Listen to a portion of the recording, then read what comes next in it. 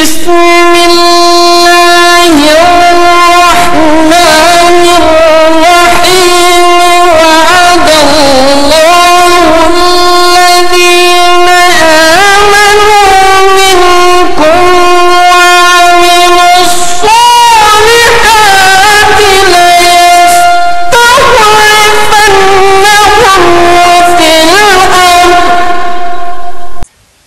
رسول اللہ صلی اللہ علیہ وسلم فرماتے ہیں جو مسیح اصل مسیح ہے وہ تو صلیب کا دشمن تھا، اور ان لوگوں نے اس کو صلیب کا حصہ بنا کر پوجا شروع کی ہوئی ہے.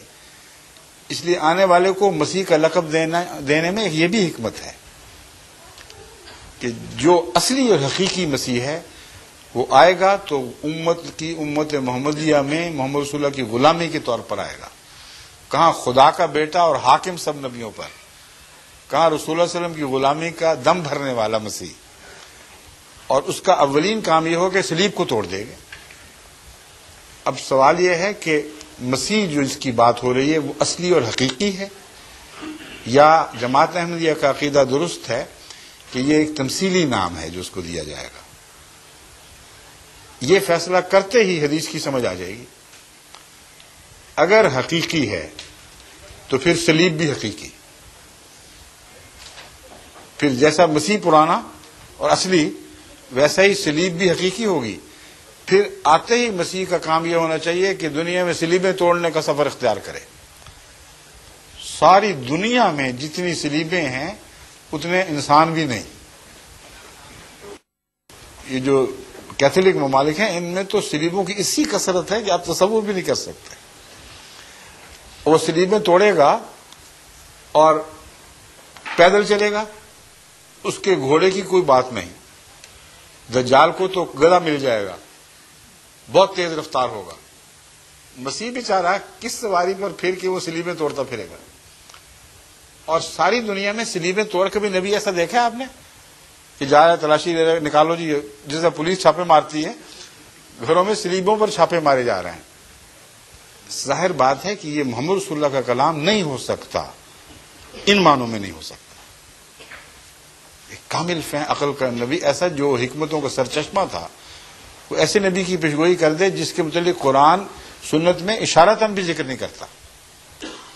کبھی کوئی نبی ایسا ہوا جو اس طرح صلیبیں توڑتا پھرے دنیا میں، یہ ظاہری طور پر بعض علامتیں توڑنے لگے. لیکن صلیب ٹوٹنے کا ایک ظاہری معنی، یعنی ظاہر معنی ہے مگر حقیقی نہیں، وہ معنوی طور پر وہ پہنایا جائے گا.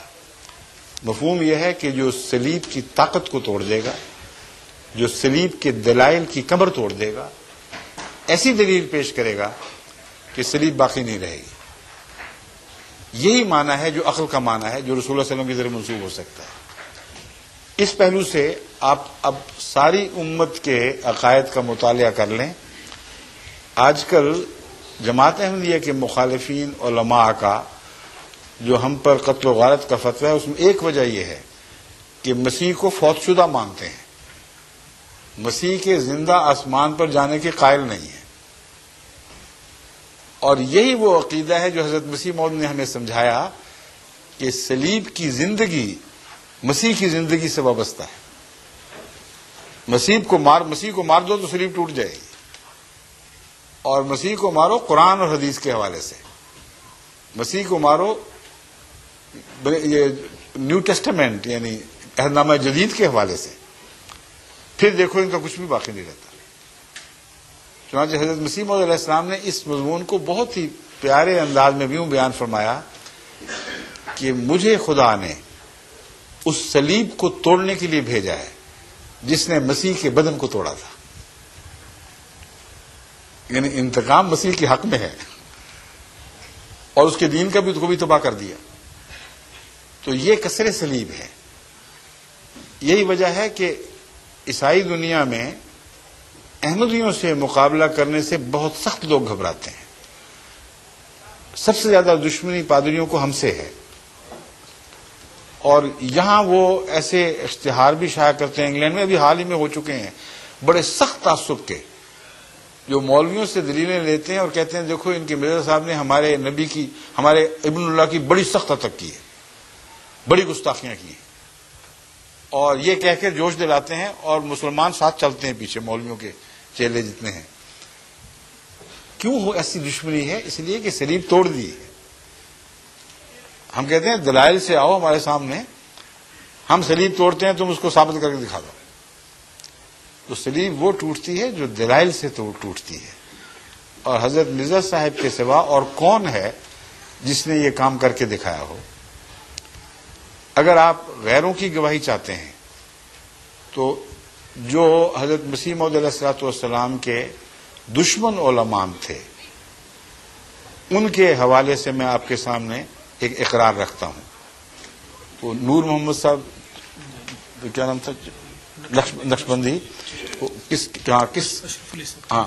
اشرف علی صاحب تھانوی کے قرآن کریم کے ترجمے پر نوٹ دیتے ہوئے جہاں حضرت مسیح کا ذکر ملتا ہے، مولوی نور محمد صاحب چشتی نقشبندی لکھتے ہیں کہ ایک زمانہ تھا جب کہ عیسائی ہندوستان کو کلیتاً عیسائی بنانے کے خواب دیکھ رہے تھے، اور نہ مسلمانوں کے پاس دفاع کی طاقت تھی نہ غیروں کے پاس.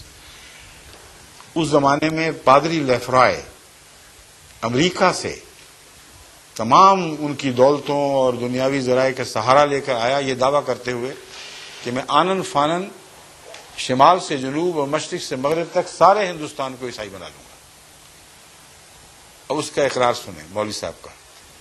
اس وقت مرزا مولوی لکھا ہے اس نے، مولوی غلام احمد قادیانی سامنے اٹھ کھڑا ہوا اور یہ کہا اس کو کہ جس مسیح کو تم خدا کا بیٹا بنا رہے ہو میں اس کی موت ثابت کرتا ہوں. چنانچہ اس ایک دلیل کی طاقت سے پادری لیفرائے کے چھکے چھڑا دیے اور وہ ہفتہ عشرہ میں ہی اس کی صف لپیٹے گی اور واپس بھاگ گیا. یہ جو اقرار ہے یہ کسی احمدی کا تو نہیں، کسی نیوٹرل مولوی کا نہیں، مخالف مولوی کا ہے. تو کسر سلیب تو ہو گئی. جادو وہ جو سر چڑھ کر بولے اس طرح سلیب ٹوٹتی ہے عقائد کی روح سے، ورنہ سلیبیں توڑنے کا تو مقصد ہی کوئی نہیں. اور اگر یہ بات درست نہیں ہے تو مولوی اس بات کا انتظار کر رہے ہیں کہ وہ مسیح اترے جو پہلے سلیبیں توڑے پھر سور مارے، تب جا کے ان کو روحانی زندگی ملے گی. کیسا خوفناک نقشہ ہے. کبھی کسی قوم کو ایسی خوفناک افیم میں مبتلا نہیں بنا کیا گیا جیسے یہ افیم ہے. تو آرام سے بیٹھے رہو، جو گناہ کرنے بے شک کرو، ہمیں نہ چھوڑنا پلیز. ہماری امامت، ہماری سیادت، ہماری قیادت کو خطرہ نہ ہو تو ہم تمہیں کچھ نہیں کہیں گے. جو مرضی کرتے پھرو، امت محمدیہ ہو تم، پھر بھی تم بخشے جاؤ گے. لیکن ایک بات یاد رکھنا کہ تمہیں عمل کرنے کی ضرورت ہی کوئی نہیں. ایک زمانہ آئے گا جب مسیح آسمان سے نازل ہوگا، وہ اسلام کے سارے دشمنوں کو بھی مار دے گا اور سور کا تو نشان نہیں چھوڑے گا دنیا میں. اس کا بیج مار دے گا اور صلیبیں توڑ دے گا. اب بتائیں یہ نجات کا تصور ہے جس کے اوپر آپ زندگی کے دن کاٹ رہے ہیں؟ اتنا کچھ گزر گیا عالم اسلام سے، پارا پارا ہو گئی امت، فتنوں میں مبتلا، ہر قسم کی برائیوں نے جنم لے لیے. ایک ملک پاکستان میں اتنی برائیاں ہو گئی ہیں کہ سارے عالم اسلام میں بانٹ دی جائے تو ان کو بھی کالا کر دے گی. کون سی برائی ہے جو وہاں نہیں ہے؟ اور سب مولوی خوش ہیں، کچھ نہیں. کہ دیکھو ہمیں نہ چھوڑنا، احمدی نہ ہو جانا، دو اسلام کے تقاضے ہیں بس. یہ سب جہالت کی باتیں ہیں. کچھ ہوش کریں، عقل سے کام لیں. ایسا مسیح جو اس طرح کی صلیبیں توڑے اور ظاہری سور مارے، یہ مولوی کے تصور کا مسیح ہے، حقیقی نہیں ہے. وہی مسیح ہے جو رسول اللہ صلی اللہ علیہ وسلم کی غلامی میں آپ کے پیغام کی حفاظت کے لیے، آپ کے پیغام کے دفاع کے لیے صلیب کی روح توڑنے کے لیے آئے گا. اور وہ آ چکا ہے ہمارے نزدیک. اس نے دلائل کی روح سے ان کے منہ بند کیے ہیں. بسم اللہ الرحمن الرحیم. وعد اللہ